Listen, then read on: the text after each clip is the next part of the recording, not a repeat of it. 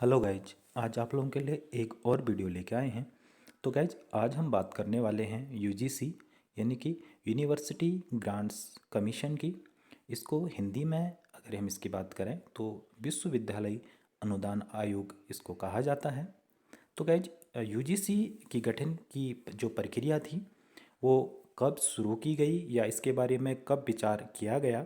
तो सबसे पहले विश्वविद्यालय शिक्षा आयोग का नाम आता है, जो 1948 में अस्तित्व में आया था। विश्वविद्यालय शिक्षा आयोग को राधाकृष्णन आयोग के नाम से भी जाना जाता है। तो इसके जो अध्यक्ष थे डॉक्टर सर्वपल्ली राधाकृष्णन जी थे।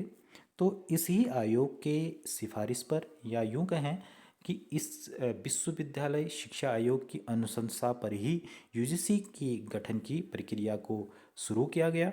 इसको अस्तित्व में लाने का विचार किया गया।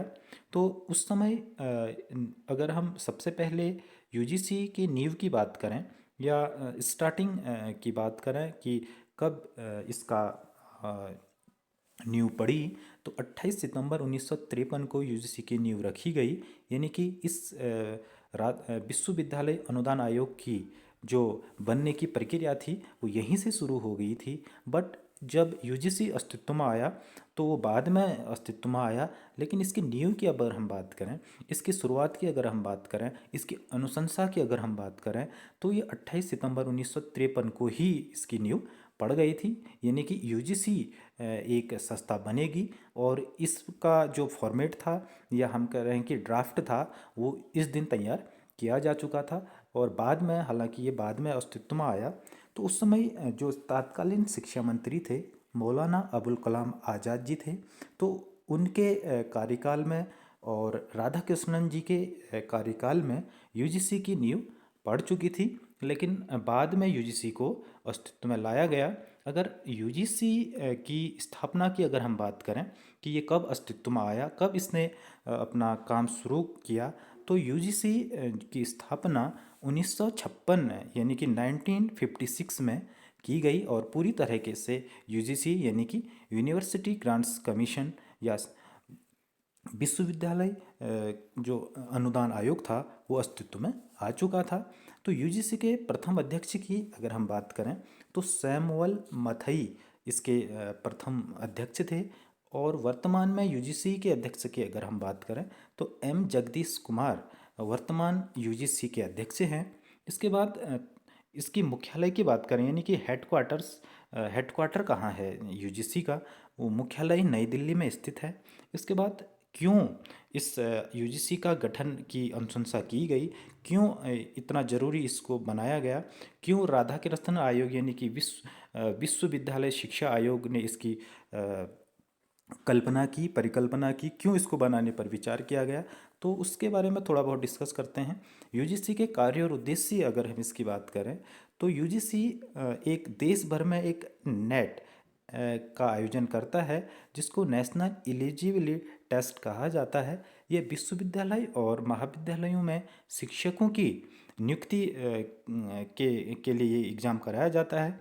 जो भी व्यक्ति या यूँ कहें जो भी नेट क्वालिफाई करेगा वही विश्वविद्यालय और महाविद्यालयों में शिक्षक बनने का पात्र होगा।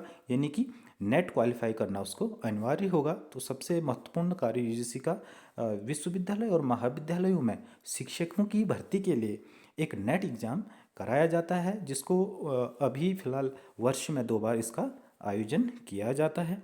इसके बाद अगले अगर हम यूजीसी के कार्य या उद्देश्य की अगर हम बात करें तो कॉलेजों का जो मूल्यांकन है और उनकी वित्तीय स्थिति का आकलन करना, यानी कि जितने भी देश भर के महाविद्यालय हैं या विश्वविद्यालय हैं उनका मूल्यांकन करना।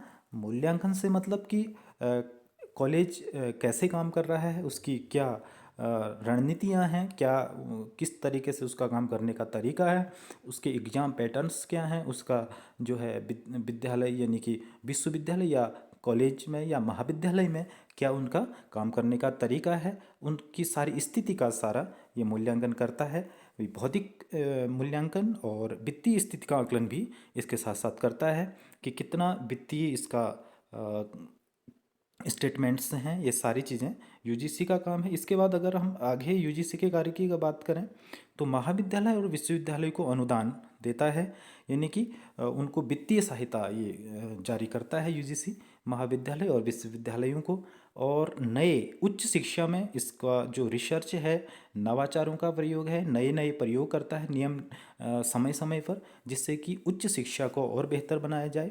और महाविद्यालय विश्वविद्यालय के संचालन के नियम ये बनाता है।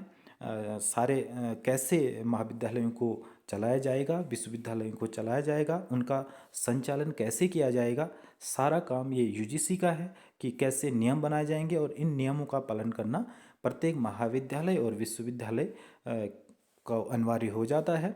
यानी कि उच्च शिक्षा जो है भारत में, वो यूजीसी उसका सबसे बड़ी संस्था होती है। और यूजीसी जो उच्च शिक्षा है उसके लिए काम करती है और उसको बेहतर बनाने के लिए नए नए प्रयोग, नए नए जो है रिसर्च, नए नए शोध करते रहती है। और समय समय पर उच्च शिक्षा में भी यूजीसी के तहत बदलाव किए जा सकते हैं।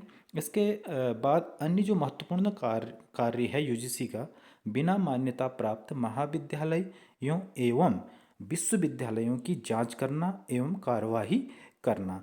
क्योंकि देखा जाता है कि अक्सर सुनने में भी आता है कि बिना लाइसेंस के, यानी कि हम एक प्रकार से कह सकते हैं कि यूजीसी जो है महाविद्यालय या विश्वविद्यालय, कॉलेजेस या यूनिवर्सिटीज़ को मान्यता या लाइसेंस प्रदान करता है और उनकी पर नज़र रखता है।